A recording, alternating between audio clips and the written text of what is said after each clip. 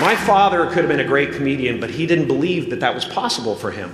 And so he made a conservative choice. Instead, he got a safe job as an accountant. And when I was 12 years old, he was let go from that safe job. And our family had to do whatever we could to survive. I learned many great lessons from my father, not the least of which was that you can fail at what you don't want. So you might as well take a chance on doing what you love. It's not the only thing he taught me, though. You know, I watched the effect of my father's love and humor and how it altered the world around me. And I thought, that's something to do. That's something worth my time. It wasn't long before I started acting up. You know, people would come over to the house and they'd be greeted by a 7-year-old throwing himself down a large flight of stairs. They would say, "What happened?" And I would say, "I don't know. Let's check the replay." I'd go back to the top of the stairs and come back down in slow motion.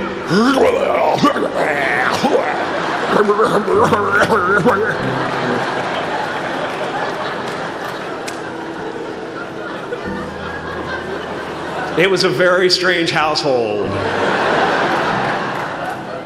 My father used to brag that I wasn't a ham, I was the whole pig. And he treated my talent as if it was his second chance. When I was about 28, after a decade as a professional comedian, I realized one night in LA that the purpose of my life had always been to free people from concern, just like my dad. And when I realized this, I dubbed my new devotion the Church of Freedom from Concern. The Church of FFC.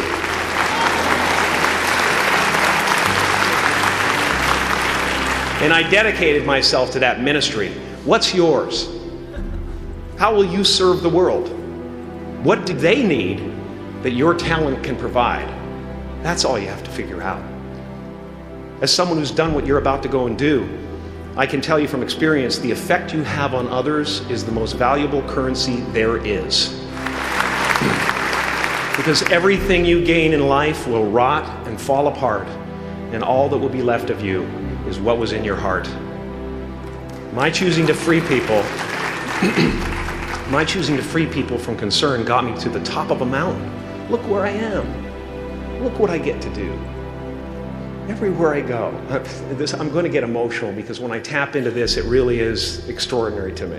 I did something that made people present their best selves to me wherever I go. I've often said that I wished people could realize all their dreams and wealth and fame, and so that they could see that it's not where you're going to find your sense of completion. Like many of you, I was concerned about going out into the world and doing something bigger than myself, until someone smarter than myself made me realize that there is nothing bigger than myself. Because life doesn't happen to you, it happens for you. How do I know this? I don't, but I'm making sound, and that's the important thing. That's what I'm here to do. Sometimes I think that's the only thing that's important, really, you know? It's just letting each other know we're here, reminding each other that we're part of a larger self. Your job is not to figure out how it's going to happen for you, but to open the door in your head, and when the door opens in real life, just walk through it. And don't worry if you miss your cue, because there's always doors opening. They keep opening. And when I say life doesn't happen to you, it happens for you, I really don't know if that's true. I'm just making a conscious choice to perceive challenges as something beneficial so that I can deal with them in the most productive way. You'll come up with your own style. That's part of the fun. Oh, and why not take a chance on faith as well? Not religion, but faith. Not hope, but faith. I don't believe in hope. Hope is a beggar. Hope walks through the fire and faith leaps over it.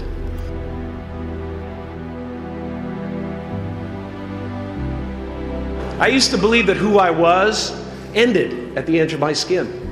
That I had been given this little vehicle called a body from which to experience creation. And though I couldn't have asked for a sportier model. It was, after all, a loaner and would have to be returned.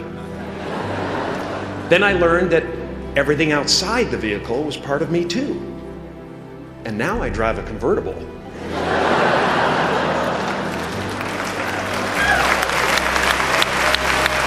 Yeah, man. Top down, wind in my hair. Woo! I am elated and truly excited to be present and fully connected to you at this important moment in your journey. I hope you're ready to open the roof and take it all in. You are the vanguard of knowledge and consciousness, a new wave in a vast ocean of possibilities. On the other side of that door, there's a world starving for new ideas, new leadership. I've been out there for 30 years. She's a wildcat. Oh, she'll rub up against your leg and purr until you pick her up and start petting her, and then out of nowhere, she'll swat you in the face.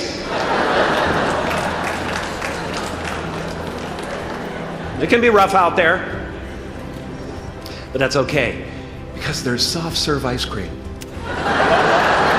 with sprinkles. I guess that's what I'm really trying to say here today.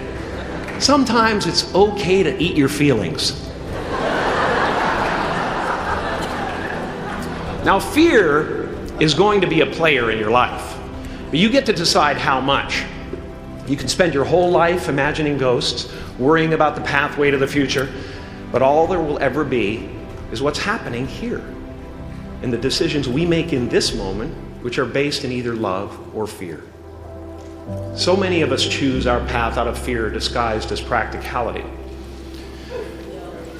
What we really want seems impossibly out of reach and ridiculous to expect, so we never dare to ask the universe for it. I'm saying I'm the proof that you can ask the universe for it.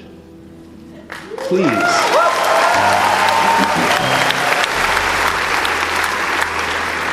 I am at the top of the mountain, and I was, and the only one I hadn't freed was myself, and that's when my search for identity deepened.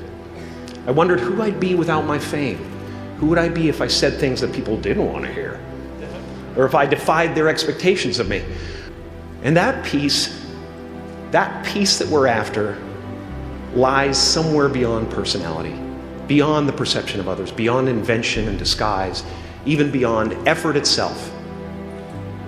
You can join the game, fight the wars, play with form all you want, but to find real peace, you have to let the armor go.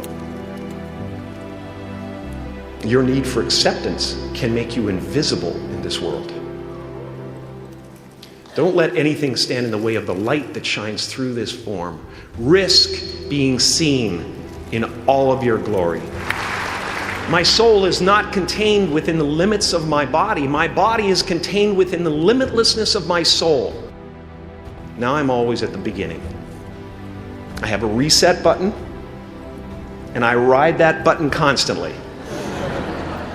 Once that button is functioning in your life, there's no story that the mind could create that will be as compelling.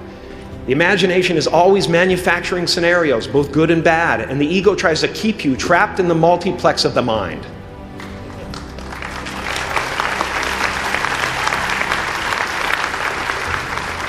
Our eyes are not viewers, they're also projectors that are running a second story over the picture that we see in front of us all the time. Fear is writing that script, and the working title is, I'll Never Be Enough. I had a substitute teacher from Ireland in the 2nd grade that told my class during morning prayer that when she wants something, anything at all, she prays for it and promises something in return, and she always gets what she wants. Well, I'm sitting at the back of the classroom, thinking, wow, my family can't afford a bike, So I went home and I prayed for one. And I promised I would recite the rosary every night in exchange. Broke that promise.